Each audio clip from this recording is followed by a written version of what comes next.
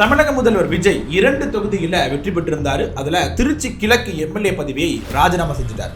இப்போ டிவிகேவின் சார்பில் அங்க யார் வேட்பாளராக நிறுத்தப்பட போகிறார்கள் அப்படிங்கிறது மிகப்பெரிய எதிர்பார்ப்பை ஏற்படுத்தி இருக்கு அப்படின்னே சொல்லலாம். ஏன் அப்படின்னா முன்னாள் ஐஏஎஸ் அதிகாரியின் பெயர், முன்னாள் அமைச்சருடைய பெயர், முன்னாள் அமைச்சருடைய மகனுடைய பெயர், இந்நாள் டிவிகே நிர்வாகியினுடைய பெயர் அப்படின்னு இந்த 4 பேர் போட்டியில் நிற்கிறாங்க. எதற்காக இந்த 4 பேரின் பெயர்கள் அடிபடுகிறது? இந்த 4 பேர்ல யாருக்கு அதிக வாய்ப்புகள் இருக்கிறது, எதனால் அவருக்கு அதிக வாய்ப்புகள் இருக்கிறது அப்படிங்கிறது தான் இந்த வீடியோவில் பேச போகிறோம். வாங்க பார்க்கலாம்.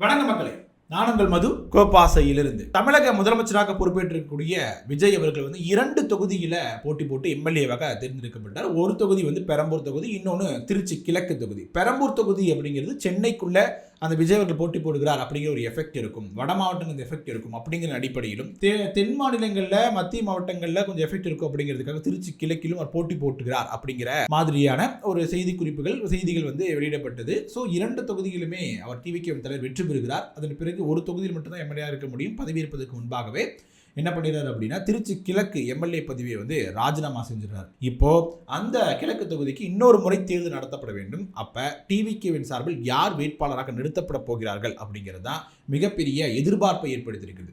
ஏன் அப்படின்னா ஐஏஎஸ் அதிகாரிகளுடைய பெயரிலிருந்து அமைச்சர்களுடைய பெயர் வரைக்கும் அடிபட்டு கொண்டிருக்கிறது. அவருக்கு முக்கியமான பொறுப்பும் டிவிகேவிலும் சரி ஆட்சியிலும் சரி கொடுக்க போறாங்க அப்படிங்கிற மாதிரி சொல்லப்படுது. யார் அவர்கள்? வாங்க பார்க்கலாம். முதலாவதாக அந்த லிஸ்ட்ல பேச்சு அடிபடக்கூடியவர் யார் அப்படின்னா முன்னாள் அமைச்சராக இருக்கக்கூடிய கூப்பா கிருஷ்ணன், ஏடிஎம்கேவில் இருந்து இங்க வந்தவர் தான் கூப்பா கிருஷ்ணன். அவருக்கு தான் சீட் கொடுப்பாங்க அப்படின்னு எதிர்பார்க்கப்படுது. ஏன் அப்படின்னா இப்போதே பார்த்தீங்கன்னா திருச்சி கிழக்கு தொகுதியில் பார்த்தீங்கன்னா அவருடைய மகன் சிரஞ்சீவிக்கு சீட்டுகள் வேண்டும் அப்படின்னு முயற்சி பண்ணார். ஆனால் லால்குடி தொகுதியில் கூப்பா கிருஷ்ணர்களுக்கு வாய்ப்பு கொடுத்துட்டாங்க. கொடுத்ததுக்கு பிறகு அது அவருடைய மகனுக்கும் சீட்டு கொடுக்க வேண்டாம் அப்படிங்கிறதுக்காக தான் அங்கே வேறு தொகுதியில் கூட மறுக்கப்பட்டு திருச்சி கிழக்கில் விஜய் நேரடியாக போட்டி போடுகிறார் அப்படிங்கும்போது அது தவிர்க்கப்பட்டது அப்படின்னு சொல்லப்படுது. லால்குடியில் இப்போ என்ன ஆயிடுச்சு அப்படின்னா கூப்பா கிருஷ்ணன் தோல்வியை தழுவியிருக்கிறார் அப்படிங்கிறது செய்தி. ஸோ அப்படி இருக்கும் பொழுது அவர் ஒரு மூத்த தலைவராக இருக்கிறார், நீண்ட அனுபவம் கொண்டவராக இருக்கிறார். அப்படி இருக்கும் பொழுது அவர் வெற்றி பெற்று வந்தால் நமக்கு உதவியாக இருக்கும் அப்படின்னு ஒருவேளை நினைச்சாங்க அப்படின்னா திருச்சி கிழக்கில் கூப்பா கிருஷ்ணன் அவர்களையே நிறுத்துவதற்கான வாய்ப்புகள் அதிகமாக இருக்கிறது அப்படின்னு சொல்லப்படுகிறது. கூப்பா கிருஷ்ணன் வெற்றி பெறும் பொழுது அவருக்கு அமைச்சரவையிலும் பங்கு கொடுப்பதற்கான வாய்ப்புகளும் இருக்கிறது, கட்சியிலும் ஒரு பொறுப்பு கொடுக்கலாம் அப்படிங்கிறது அவருடைய ஆலோசனையாக இருக்கிறது. அதே நேரத்தில் கூப்பா கிருஷ்ணன் அவர்களுடைய தரப்பு என்ன சொல்கிறாங்க அப்படின்னா நாங்கள் பல நாட்களாக அரசியல் இருந்துட்டோம், இருந்தாலும் கூட திருச்சி கிழக்குக்கு சீட்டு கேட்டேன். எதுக்கு கேட்டேன் அப்படின்னா என்னுடைய மகன் சிரஞ்சீவி இருக்காருல்ல அவருக்காக தானே சீட்டு கேட்டேனே ஒழிய எனக்காக கேட்கல. அதனால இப்போது சீட்டு எனக்கு வேண்டாம், என்னோட மகனுக்கு கொடுங்க அப்படிங்கிற தோணியில் தான் அவர் பேச தொடங்கியிருக்கிறார் அப்படிங்கிற மாதிரி பேச்சு அடிபடுகிறது. இதில் கவனிக்கப்பட வேண்டிய விஷயம் என்ன அப்படின்னா ஒவ்வொரு வேட்புமனுக்கள் தாக்கல் செய்யப்படும் போது வேட்பாளர் ஒருவராக இருப்பார், அவருக்கு மாற்று வேட்பாளர் ஒருவேளை அவர் மனு ரிஜெக்ட் ஆயிடுச்சு அப்படின்னா அதுக்கு மாற்று வேட்பாளராக ஒருத்தரை போடுவாங்க.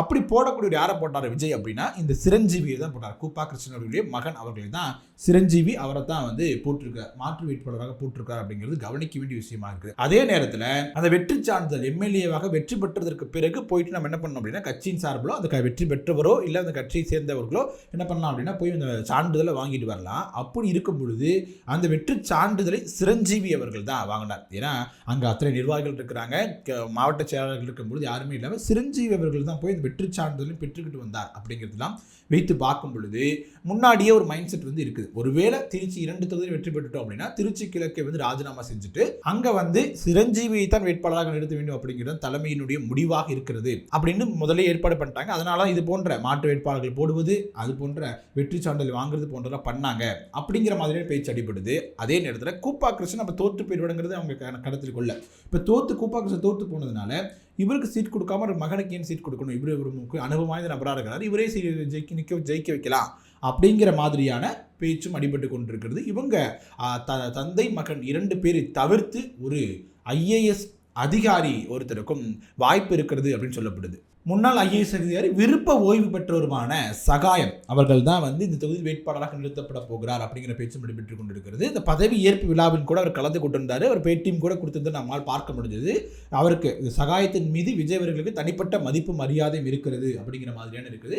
ஒருவேளை இப்போ ஐஏஎஸ்ஸாக சகாயம் அவர்கள் இருந்திருந்தால் விஜய் ஆட்சிக்கு வந்திருந்தால் அவர் தாங்க தலைமைச் செயலாளர், அப்படி வரைக்கும் அவர் மீது நான் மதிப்பு வச்சிருக்கிறாரு அப்படிங்கிற மாதிரியான பேச்சுக்களும் டிவிகே பக்கத்தில் கேட்க தொடங்கி இருக்கிறது. அதையெல்லாம் வைத்து பார்க்கும் பொழுது இதற்கு முன்பாக முயற்சி நடந்ததாக சொல்ல என்ன முயற்சி அப்படின்னா மக்கள் பாதை இயக்கம் அப்படிங்கிற ஒரு இயக்கத்தை சகாயம் அவர்கள் வந்து நடத்திட்டு இருக்கிறாரு.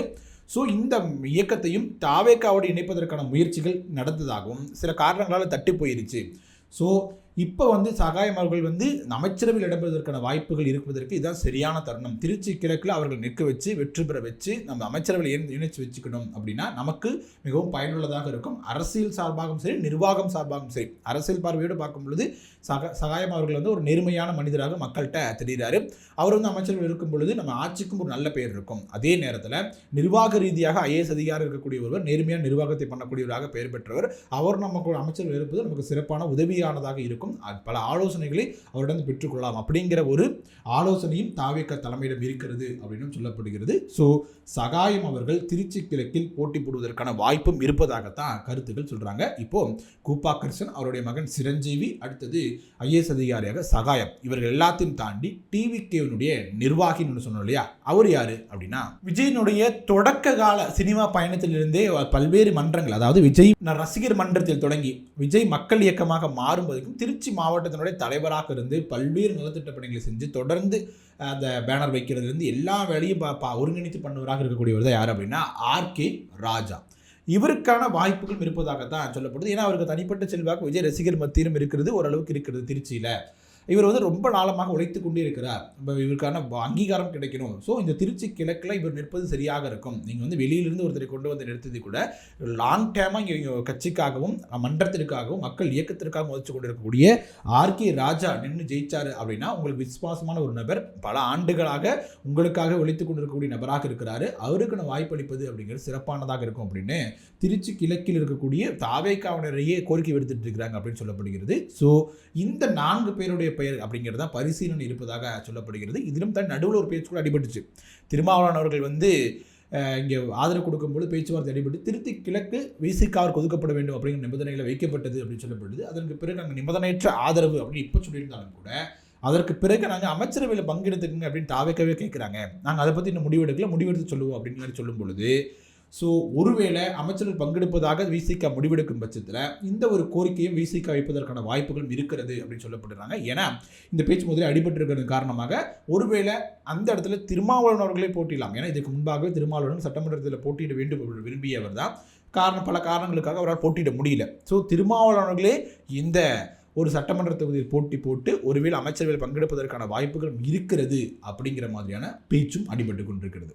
ஸோ அவங்க நிர்வாகிகள்கிட்ட கேட்கும் பொழுது யார் வேட்பாளர் என்பது யாருக்குமே தெரியாது. அவர் வந்து விஜய் அவர்கள் தான் முடிவு செய்ய போகிறாரு. ஆனால் வந்து இங்கே வந்து மாற்று வேட்பாளராக சிரஞ்சீவி தான் இருந்தார், பூத்தில் ஏஜென்ட்டாகவும் அவர் தான் இருந்தார், வெற்றி சான்றிதழும் அவர் தான் வாங்கினார்.